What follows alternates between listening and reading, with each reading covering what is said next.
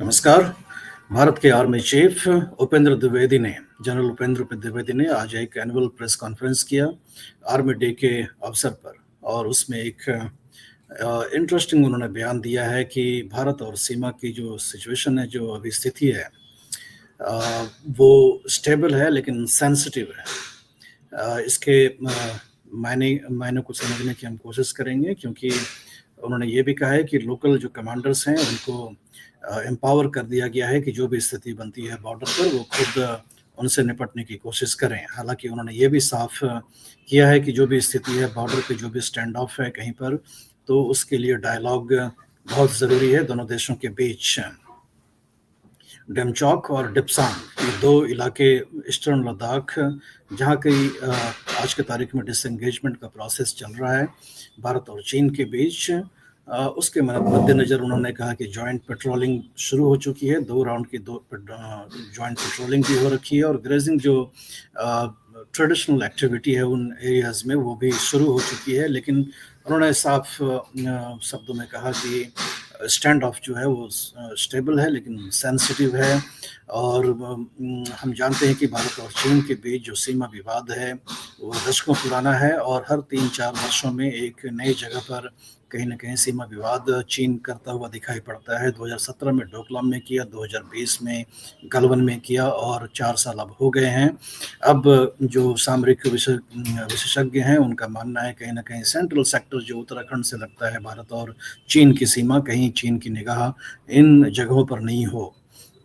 ऐसी स्थिति में जो आर्मी के रिटायर्ड जनरल्स हैं, जो लेफ्टिनेंट कर्नल्स हैं, उनका ऐसा मानना है कि भारत को सचेत रहने की ज़रूरत है। हालांकि भारत जो है अपनी इन सीमा क्षेत्रों में अपनी स्थिति को और मजबूत कर रहा है, अपने डिप्लॉयमेंट्स को बना करके रखा हुआ है, जो इंफ्रास्ट्रक्चर है उस पर भी, उसके भी डेवलपमेंट पर जोर दे रहा है। और इसी बीच में जो पिछले महीने 23वां जो स्पेशल रिप्रेजेंटेटिव्स लेवल का जो भारत और चीन के बीच वार्ता हुई थी पेशिंग में, भारत के राष्ट्रीय सुरक्षा सलाहकार अजीत डोभाल पेचिंग गए थे। वहाँ ये जो वहाँ के विदेश मंत्री हैं उनके साथ द्विपक्षीय वार्ता वहाँ पर हुई थी, और उसके बाद ये सहमति बनी थी कि भारत और चीन जो है बॉर्डर मैनेजमेंट के ऊपर आपस में अपने सहयोग को अब रेगुलर लेवल पर करेगा। अगले इस साल यानी कि 2025 में भारत में ये मीटिंग होना है, और इसके लिए अजीत डोभाल ने वांग यी को निमंत्रण भी दिया है कि वो आए। लेकिन आर्मी चीफ का जो बयान है कि जो बॉर्डर है भारत और चीन के बीच वो स्टेबल है लेकिन सेंसिटिव है,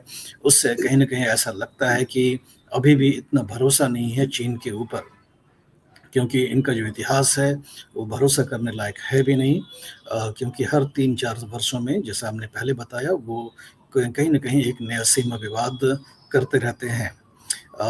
ईस्टर्न सेक्टर से लेकर के ईस्टर्न वेस्टर्न सेक्टर, दोनों ही सेक्टर में पिछले, अगर हम देखें 2017 से लेकर के अब तक पिछले 8 साल में, तो चीन ने 2 जगहों पर सीमा विवाद कर रखा।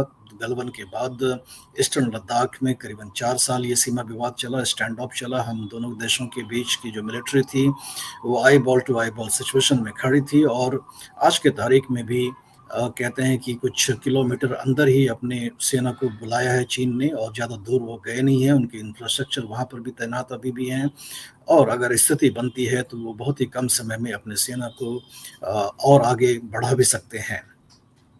हालांकि भारत ने भी अपने इन क्षेत्रों में काफ़ी काम किया है पिछले 10 वर्षों में।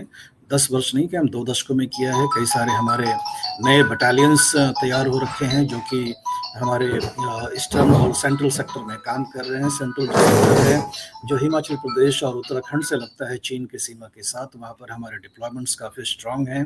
तो ऐसे में किसी भी स्थिति से निपटने के लिए भारत चीन के किसी भी अनिश्चितता वाली स्थिति से निपटने के लिए तैयार होगा।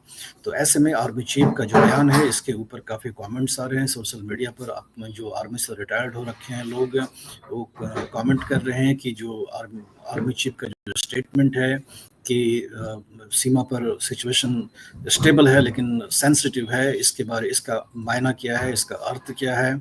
क्या भारतीय सेना को यकीन नहीं है कि चीन सही मायने में डिसएंगेजमेंट करेगा ईस्टर्न सेक्टर से, जहाँ की वो करीबन 4 साल लगा रहा सीमा पर, और भारत के साथ इन 4 साल में आधिकारिक रूप से चीन और भारत के बीच कोई संवाद भी नहीं हुआ। हालाँकि मल्टीलैटरल मीटिंग्स के दौरान भारत और चीन के जो विदेश मंत्री हैं वो मिलते रहे। कजान जहाँ की ब्रिक्स समिट हुआ और रशिया के शहर में, वहाँ पर प्रधानमंत्री नरेंद्र मोदी और चीन के राष्ट्रपति शी जिनपिंग के बीच द्विपक्षीय वार्ता भी हुई।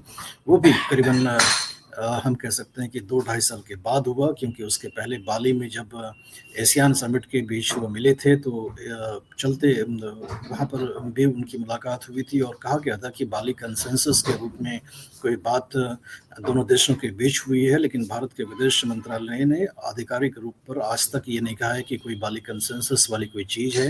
हालांकि चीन के विदेश मंत्रालय से हमेशा ये कहा जा रहा है कि बाली कंसेंसस के तहत दोनों ही देशों की जो नेतृत्व है उन्होंने ये माना है कि सीमा पर सिचुएशन को स्टेबल बनाया जाएगा।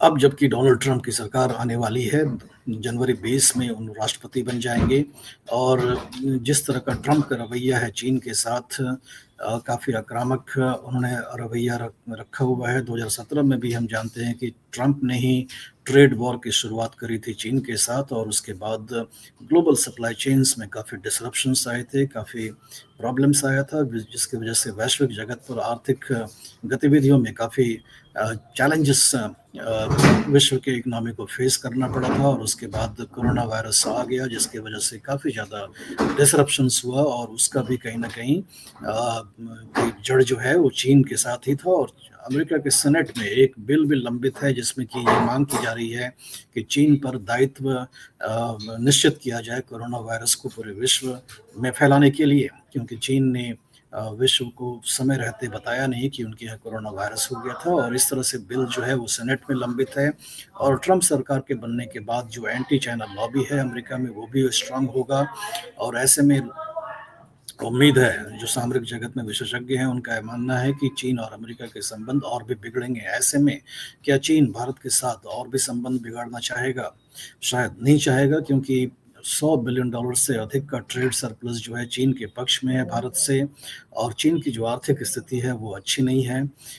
चीन से जो विदेशी निवेश है निरंतर बाहर जा रहा है और जो हम देख रहे हैं कि फॉरेन इंस्टीट्यूशनल इन्वेस्टर्स हैं वो काफ़ी बड़े पैमाने पर चीन से बाहर निकल रहे हैं। भारत से भी निकल रहे हैं वैसे पिछले 6-7 महीनों से, लेकिन चीन से काफ़ी ज़्यादा निकल रहे हैं। और ऐसे स्थिति में अगर चीन की जो आर्थिक स्थिति है और भी खराब होगी, जो क्योंकि हम जानते हैं जो वहाँ पर हाउसिंग क्राइसिस है वो और भी डीपन हो रहा है और भी गहराता जा रहा है। और ऐसे में भारत से रिश्ते आर्थिक कारणों की वजह से चीन को खराब करना नहीं चाहिए। लेकिन आर्मी चीफ का जो स्टेटमेंट है उसे हम इग्नोर नहीं कर सकते हैं कि सिचुएशन सेंसिटिव है, संवेदनशील है सिचुएशन जो चाइना बॉर्डर के साथ है। और हम जानते हैं कि जो सिलीगुड़ी कॉरिडोर है वहाँ पर भी चीन की बुरी निगाहें भारत की सीमा के साथ लगी रहती है। भूटान के साथ भी चीन अपने बॉर्डर निश्चित करने के लिए बातचीत कर रहा है। हालांकि भूटान में जो नई सरकार आई है वो भारत के साथ उनका रवैया अच्छा है, हालांकि पुराना जो सरकार था वो प्रो चाइना ज़्यादा था।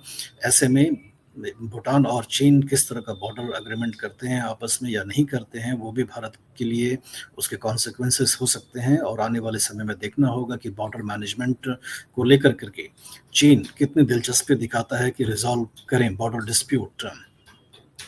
चीन ने भारत के साथ बॉर्डर डिस्प्यूट खत्म करने की कोई दिलचस्पी दिखाई नहीं है, ऐसा तथ्यों के रूप से ऐसा एविडेंस बेस्ड कोई लगता नहीं है।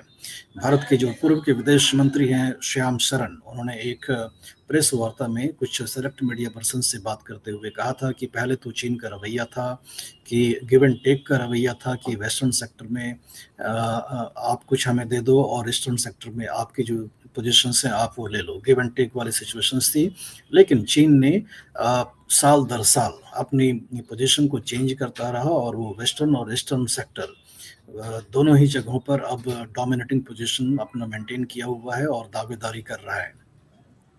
ऐसे स्थिति में दलाई लामा 14वीं दलाई लामा है, 89 साल के हैं और जो चीन में भारत के राजदूत थे, एम्बेसडर थे, उनका कहना है, उन्होंने एक थीसिस लिखा है और उस थीसिस में अगर 14वीं दलाई लामा की मृत्यु हो जाती है तब उसके बाद चीन और भारत के संबंधों में क्या असर पड़ेगा, इसके ऊपर उन्होंने अपनी पूरी बात करी है और कहा है भारत से कि वो तैयार हो जाना चाहिए, क्योंकि अगर भारत के ज़मीन पर इनकी मृत्यु होती है तो एक बहुत बड़ा तीर्थ स्थल जहाँ की उनकी समाधि बनेगी वो बन जाएगा और लाखों की संख्या में तिब्बतन्स जो हैं उस समाधि पर जाएँगे। और हालाँकि चीन कहेगा कि वो दलाई लामा जो 14वीं हैं वो चीनी नागरिक हैं और उनका जो पार्थिव शरीर है उनको सौंप दिया जाए। तो भारत का क्या रवैया रहेगा ऐसी स्थिति में, उसके ऊपर भी भारत को अभी से ही विचार कर लेनी चाहिए। तो ऐसा लगता है कि आने वाला समय भी जो है काफ़ी अनिश्चितताओं से भरा हुआ है भारत और चीन के बीच। और ऐसे में जो आर्मी चीफ का जो स्टेटमेंट है कि संवेदनशील है भारत और चीन के बीच सीमा, वो काफ़ी उसके अर्थ और मायने निकलते हैं, जिसके ऊपर हम लोग आगे भी चर्चा करते रहेंगे। धन्यवाद।